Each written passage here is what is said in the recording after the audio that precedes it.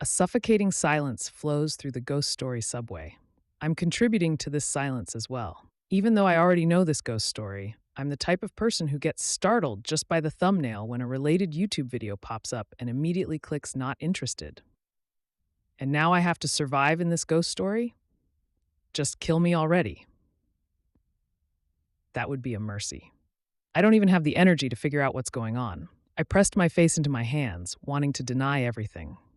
Then it happened. Blink. I lifted my head. Something like a notepad was flying around in my field of vision. I could see it whether my eyes were open or closed. It looked like a piece of paper, torn from a notepad and folded, fluttering around. This. Wait, no one else seems to be seeing it. I quickly shut my mouth. Drawing attention to myself in this situation would be foolish. Instead, I discreetly pressed the notepad in front of me with my hand, trying not to look too awkward. Flap. Amazingly, the notepad moved as if it were unfolding, spitting out something small. I quickly covered it with my hand as if to hide it. It was a pop socket. A very simple black pop socket with nothing remarkable about it except for a golden X symbol in the center. But with that design alone, I realized what this pop socket was. It's merch. One of the merch sold at the Dark Exploration Records pop-up store, which I had visited right before waking up in this bizarre situation. It was one of the items I had purchased today. With trembling hands, I picked up the pop socket. In the story, what function did this item have again? Displays memories as text, then perhaps? With trembling hands, I peeled off the adhesive backing of the pop socket and immediately attached it to my smartphone. The moment I did, the scattered text I vaguely remembered from Dark Exploration Records materialized clearly on my phone screen in the form of pages. So this means, did the merch I bought actually work? Come to think of it, the black merch box that had been resting on my lap had disappeared without a trace.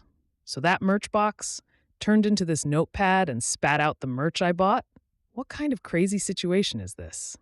Still, it's certainly advantageous for me. The ghost story universe I've entered, Dark Exploration Records. Do you know how many internet veterans have unleashed their creativity based on this? There are literally hundreds upon hundreds of ghost stories. Of course, it's hard to recall all of them, like flipping through a book in my mind. Plus, these ghost stories don't directly tell you how to survive.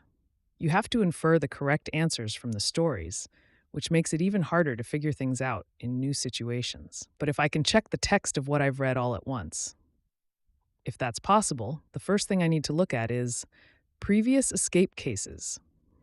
I immediately scrolled down the wiki page. I quickly read through section 3.2 exploration records, and then I came to a conclusion.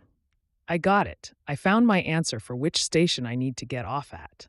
But there's a problem. I turned to look at the others in the subway car with me. There were 8 young new hires in total, including myself. The people who had panicked after witnessing 2 live dismemberments were starting to regain their composure and talk. That station name, resentment. It sounds like the kind of resentment people feel when they're angry, right? Yes. Ha, no cell service, no data. Seriously, what is going on? Yeah. How am I supposed to convince these unfamiliar, untrustworthy people to get off at the right station with me? Somehow, I need to make as many people as possible get off with me. I clenched my fist. Did I suddenly develop a noble sense of duty, feeling that these extras who are destined to die in this ghost story world are real people whose lives I need to save? Well, sure, I might feel that way as a human being, but that's not my top priority. The real reason I'm so desperate is I can't get off alone. That's right. A lot of these stations are just insane. Walk alone through A, a station filled with eyeballs, B, a station shrouded in darkness, or C, a station that's upside down. Just imagining it makes me break out in a cold sweat, and I'd probably end up crawling on all fours in terror. Chances of me passing out before making it to safety? Over 90%. No way. Please save me. I have to convince them somehow.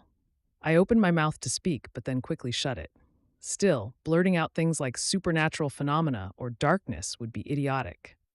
Who would want to believe they're trapped in a situation straight out of a ghost story? They'd either refuse to believe it and mock me, or believe it and panic even more. Slowly, I need to build trust first. at least one person. If I can just convince one or two people, the herd mentality will make it easier for others to follow.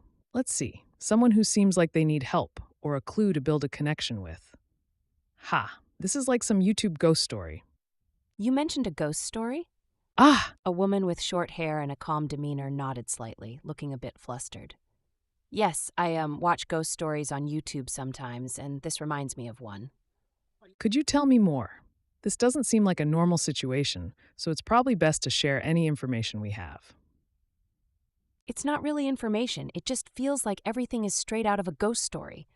The lecture hall suddenly turned into a subway, and people died like that. Her face turned slightly pale, likely remembering the insane dismemberment that happened just moments before. I understand. I want to throw up too. Let's both try to erase it from our minds as quickly as possible. Ah, I'm sorry. I didn't mean to suddenly. No, it's the same for me. It's hard to think straight with everything that's happening. The woman gave a weak laugh. You seem to be handling it more rationally than anyone else here. That's only because you haven't seen me fainting in panic yet. Huh? And surprisingly, around this time, someone else approached me. For a very good reason. You were sitting next to me earlier, right? It was a man with curly hair who looked fairly innocent.